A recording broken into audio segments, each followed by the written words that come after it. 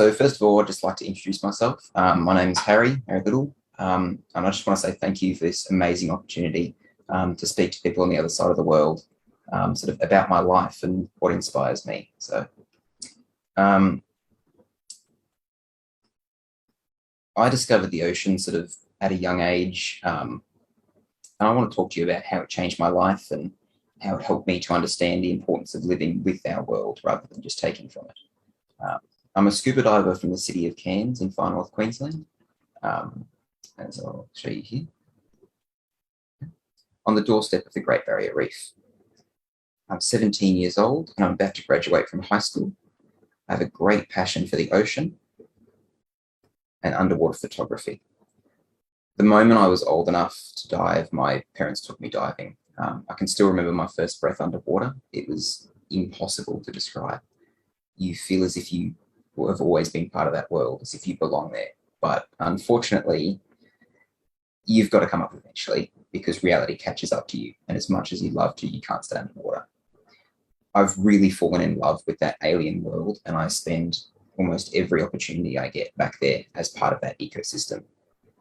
I have developed an immeasurable passion and respect for aquatic life, which lives in the world most of us never see. Diving has allowed me to see incredible things most people in the world could never imagine. I've swum with minke whales in the Coral Sea, as you'll see here, migrating through, one of the most amazing experiences of my life. I've watched cuttlefish hunt with the light from my torch, with lightning fast reflexes of their tongue, hunting fish. That's a little bit, there we go.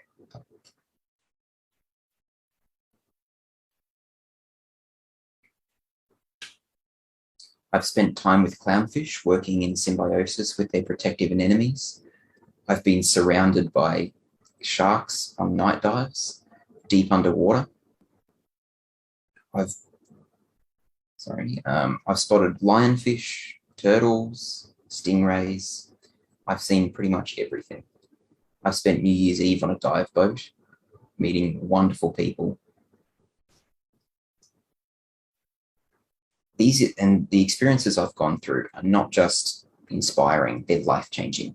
And they've given me the drive to help that ecosystem that I now consider a second home, to change the lives of people around the world so that others can experience what I have, even if they haven't been born yet. So I started diving in September 2020, which is just over a year ago. And since then, I've completed over 100 dives, and I'm incredibly grateful for that. I've met so many amazing, intelligent people and caring divers on these trips, and I've grown beyond my years, I'd like to think. I'd especially like to thank Bimol and Stefka for continuing our friendship by allowing me to join you today at this amazing event. But I've got to get to the reason I'm speaking to you. The reason I'm speaking to you today is the opportunity I've had to dive the coral reef comes with a cost. And that cost is a front row view of the devastating effects humanity is having on the ocean. I haven't been diving for the 10, 20, or even 40 years some of the amazing people I've met have been. But within my very short window of diving experience, I've also had the unfortunate opportunity to witness firsthand the destruction and devastation that we as a species have caused to our home planet. I've returned to some of my favourite dive sites only months later to see that they've become a fraction of their former beauty, a graveyard of coral, and they remain alive only in my memory. The combined effects of coral bleaching, climate change, and agricultural practices are wreaking havoc on the Great Barrier Reef at an exponential rate. And Australian reef systems are not alone. Reefs and oceans around the world are all experiencing this kind of devastation. This human-based destruction, with over half the world's coral reefs already destroyed in just the last few years. I personally believe that it is everybody's responsibility to contribute to solving the ocean's problems, because without the world's oceans, life as we know it would cease to exist. Humanity itself would cease to exist. Over 3 billion people directly rely on the ocean for their main source of food and income. So it's clear that something's going wrong. Now, at this point, you may be thinking, how does my experience and observations of the reef dying relate in any way to the challenges facing Bulgaria's environment? And the answer lies within the Black Sea. As I'm sure many of you are aware, the Black Sea is home to many animals, such as bottlenose dolphins, large fish, such as tuna. But in recent decades, pollution and war have seen this body of water transformed into a pool of pollution and almost uninhabitable. You see, it's my belief that despite the distance between countries, we are all connected through the world's oceans. Even the Black Sea, with its channel connecting it to the Mediterranean, only being about 1 kilometre wide, which I couldn't believe, it's still very much connected. Much like the tentacles of the octopus, the branches of our ocean meander across the planet, linking every continent with each other. If we follow your Black Sea out to the Aegean Sea and through to the Mediterranean Sea, you eventually arrive in Australian waters. Bit of a long swim, but you get there. And while the pollution pumped into the Black Sea, or any other ocean for that matter, won't directly or instantly kill the marine animals I love so much, it still has a ripple effect across the world's oceans. This is why there is not a single person in the world who isn't responsible for the world's current situation. It's not their fault, but they do have a responsibility to fix it. Now, if you're like me, you're probably feeling quite saddened and almost overwhelmed by the sheer scale of the problem we're facing at the moment. But there is hope. And so now I've reminded you of what's going on and shown you the sheer scale of the problem. It's time for a bit of positivity, because together we can fix this. Together we can turn this around, because we've done it before. We have fixed bigger problems, and we can do it without completely changing our daily lives.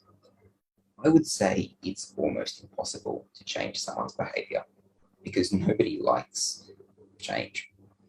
I can't think of a single person that enjoys change, but the environment needs it, and quite fast. So how do we change our impact on the environment without changing our behaviour? Instead of trying to get the world's people to change the habits they've reinforced over many years of life, why not simply design the products we use every day in a way that protects our environment? Non-human-centred design. A great example of this is the implementation of electric cars. I'm sure you've heard some environmentalists suggesting driving more people in a single car, making less trips, or even riding a bike to work. All of which I think is a bit of an inconvenience, and especially riding a bike to work doesn't work on a rainy day or a hot day. Yet simply driving an electric car charged through something like renewable energy, solar, wind, or nuclear energy completely eliminates the output of CO2 and makes the act of driving pretty much a non-issue. And there are thousands of other examples of this kind of solution. I have faith that the introduction and implementation of non-human-centred design is more than capable of solving the world's problems, because non-human-centred design does not mean the design process places humanity last. It simply places humanity on the same level as other life on Earth, showing that with a little innovation, it's possible to have the same luxuries we have today, but without the same cost to the environment. Instead of trying to save the environment as a secondary objective, why not learn from it? Use the symbiotic nature of underwater systems in their perfect balance as inspiration on how to move forward.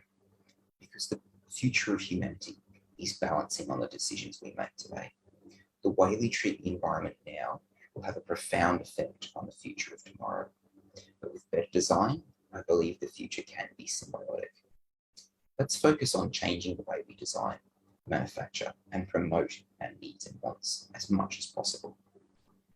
Let's make them viable, sustainable, feasible, and environmentally friendly. We have the intelligence, we have the capacity.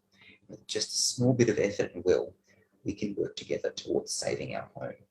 And as a result, the human species will thrive alongside our environment.